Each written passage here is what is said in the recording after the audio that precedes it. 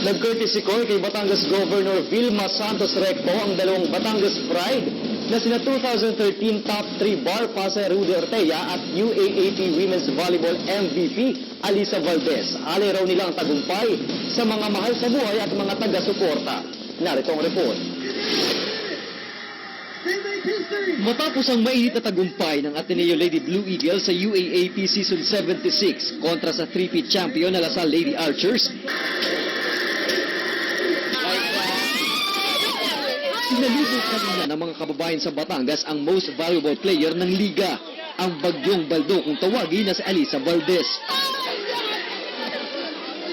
Kaliwat kanan ng papicture ng mga tagahanga. Sa pangunguna ni Batangas Governor Vilma Santos Recto, kinilala ang kahusayan sa larangan ng volleyball ng proud Batangueña. Bukod kay Valdez, kinilala rin ng gobernador ang isa pang Batangas Pride, ang 2013 top 3 bar passer na si Atty. Rudy Ortega.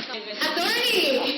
University of Batangas College of Law for placing third. Definitely dala nila yung pangalan ng buong lalawigan ng Batangas. So at least this is one way of showing na kung anong klaseng mga produkto ang ibinibigay ng lalawigan ng Batangas at yung mga universidad na nandito. And one perfect example nga is si Rudy and then si Alisa, mga champions. The two of you.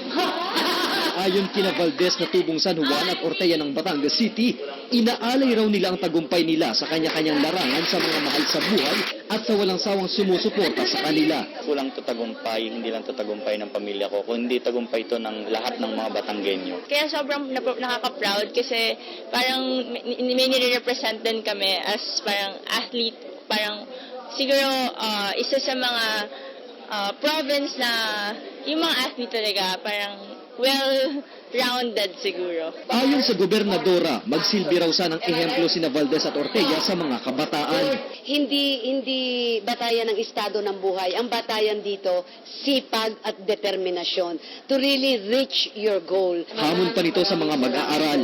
Huwag gawing dahilan ng kahirapan, bagkus ay gawin itong inspirasyon para makamit ang tagumpay.